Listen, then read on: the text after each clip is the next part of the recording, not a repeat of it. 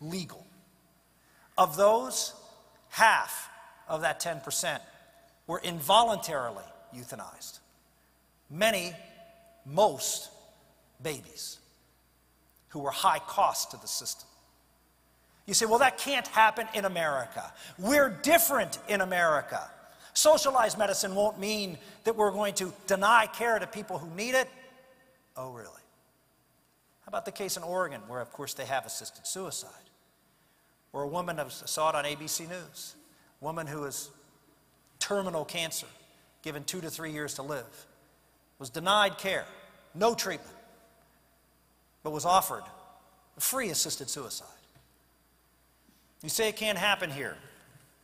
Well, let me tell you, let me read from you a debate between Hillary Clinton and myself on the floor of the United States Senate in 2003. If you don't think those on the left see things very similarly to those in Europe. We were debating the partial birth abortion procedure, and I had pictures, diagrams of what the procedure looked like. And Senator Clinton says, I'm also concerned about some of these visual aids that have been used by some of my colleagues. They are as deceptive as they are heartbreaking. Because what do they show? They show a perfectly formed fetus, and that is misleading. Because if we are really going to have this debate, then we should have a chart that demonstrates the tragic abnormalities that confront women forced with this excruciatingly difficult decision. Where are the swollen heads? Where are the charts with fetuses with vital organs, such as hearts and lungs, growing outside of the body? I responded when she finished, use the term, where are the swollen heads? Where are the lungs outside the body? I will just say I will be happy to put up a child with a disability here, but I frankly don't see the difference with respect to that child being any less of a child. Do we consider a child that may not live long or may have an abnormality to be less of a child? If the senator would like me to find a child that has a cleft palate, I can do that. The doctor from Ohio who performs a lot of partial birth abortions says he did 9 partial birth abortions because the child had a cleft palate. If she would like me to show a case of spina bifida, I can do that. I would be happy to show those, but those are the exception rather than the rule. And she interrupted, does the senator's legislation make exception for serious life-threatening abnormalities for babies who are in such serious physical condition that they will not live long? No, she interjects, that's my point. I said, I understand the senator's point. I guess my point in rebuttal is that if you want to create a separation in the law between those children who are perfect and those who are not, no, she says. I continued, no, I do not have an exception in this legislation that says if you are perfect, this cannot happen to you. But if you are not perfect, yes, this can occur. The senator is right, I do not. Mrs. Clinton says, to respond, if I could, to the senator from Pennsylvania. My great hope is that abortion becomes rarer and rarer. The very fact that the senator from Pennsylvania does not have such a distinction under any circumstance, I think demonstrates clearly the fallacy in this approach to have the government making these tremendously painful and personal decisions. I said, I frankly do not agree there should be a difference between children who are normal in society's eyes and those who have birth defects, severe or not. I do not believe we should draw distinctions. Mrs. Clinton, if the senator will yield for one final point, I want the record to be clear that I value every single human life and every single person. To which I responded, I will let the record speak for itself.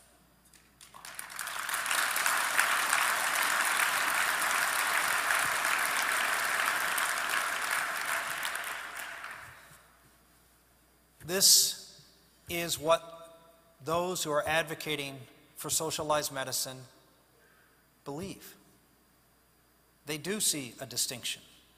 They do not see the value and dignity of every human life. They do not see the intrinsic value of the person. They don't see that first principles of America. What they see is utility.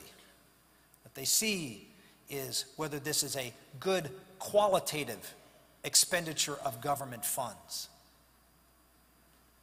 That's why this is so different. That's why it is abhorrent that the Catholic bishops support this bill. They should be ashamed of themselves for supporting socialized medicine.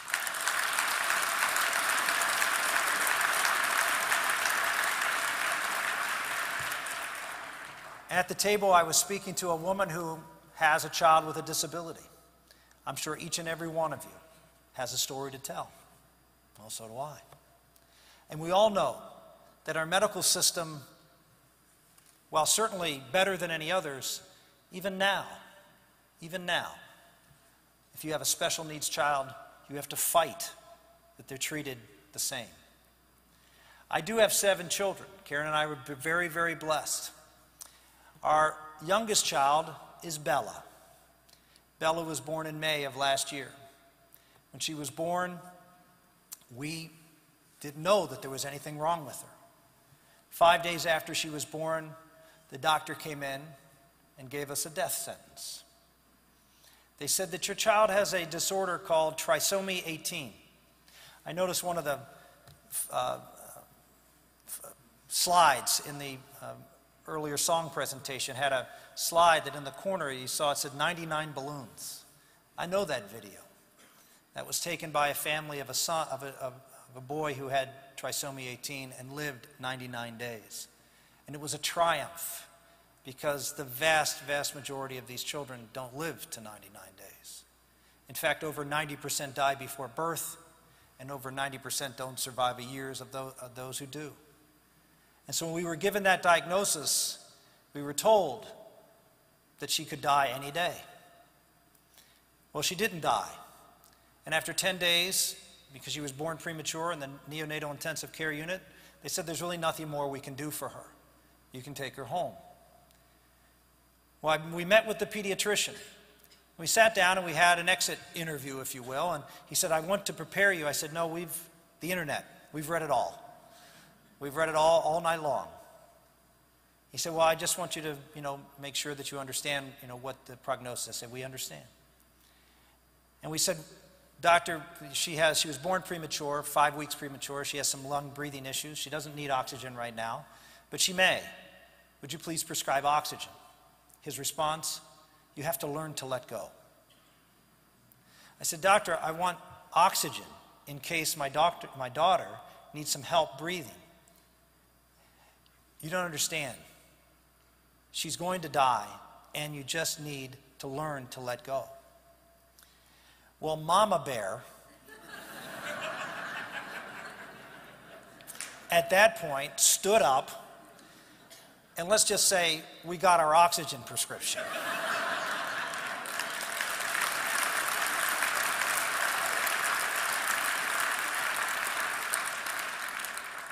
And we took her home on hospice care. It's a hard thing to take a baby home from the hospital on hospice care. But we did. And the very next day, the doctor from hospice showed up. And he spent an hour with us, describing in detail how our daughter would die, and how we were to prepare for it, and how we were to deal with it as she was dying.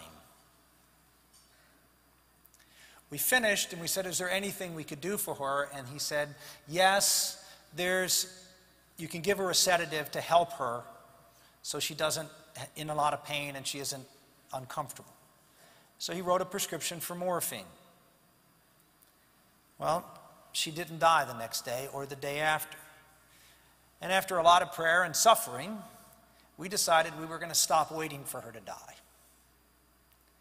And so we called the pediatrician and said, we want our daughter to have her well baby visit.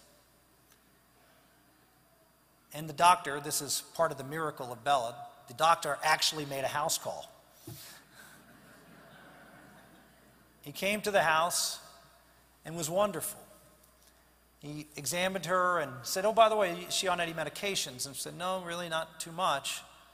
He said, oh, but we have this prescription for morphine just in case she goes through this thing that they described. And we handed the prescription to the doctor. He looked at it and he went like this. And I said, "Why did you do that?" He said, "This is 3 times the dose that she should get." He said, "This will kill her."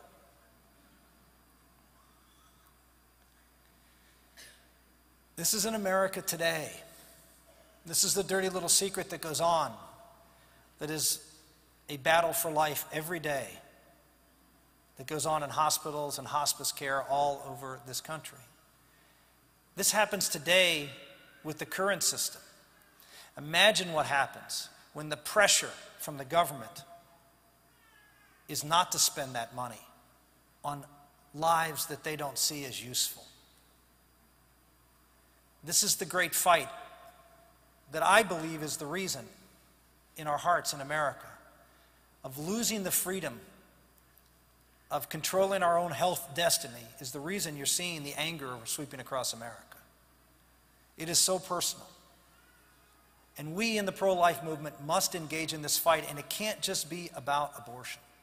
It is about abortion, but it is so, so much more. That is one area of the fight. There are many others. I wrote a column just last week. I was speaking to a lawyer who represents a school called Belmont Abbey.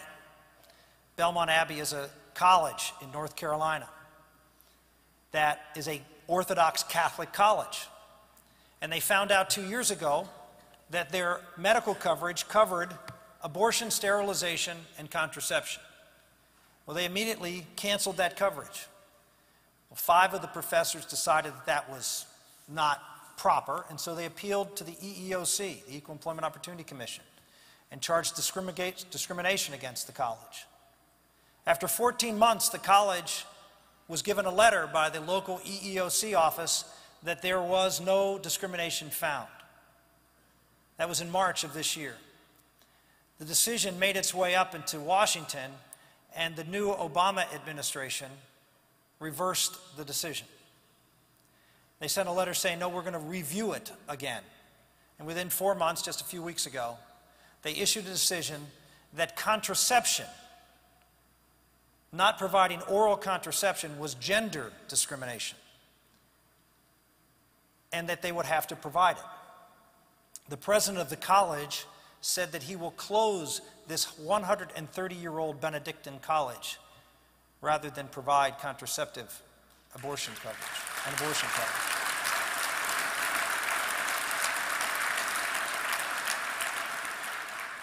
I just asked the question, if the EEOC is going to make them cover contraception because there's gender discrimination, how do they justify not making them cover abortion? If only women have oral contraceptions, don't only women have abortions? And yet the President of the United States will stand before you and say, I don't want abortion covered, while his EEOC is charging gender discrimination on the very same grounds. This is what we're up against. This is why this movement has to be engaged with the legislators and the congressmen who are in this room and engaged in this debate like we never had, because we are fighting for our pro-life lives. You think it's bad now. You think the fight is bad now. The fight now is against the courts. Eventually, it'll be against the medical community. And once the medical community turns to be accountants rather than doctors, turns to be on the side of the government instead of the side of the patient, which is what happens in every socialized medicine country, this debate will be lost. We must fight, and we must fight hard. Now, I know that this movement is a movement based on love. This is a movement that is, of all the movements I know across America, the most selfless of movements. None of you truly benefit in a tangible way by saving somebody else's life. This is not for you. It does not make you well.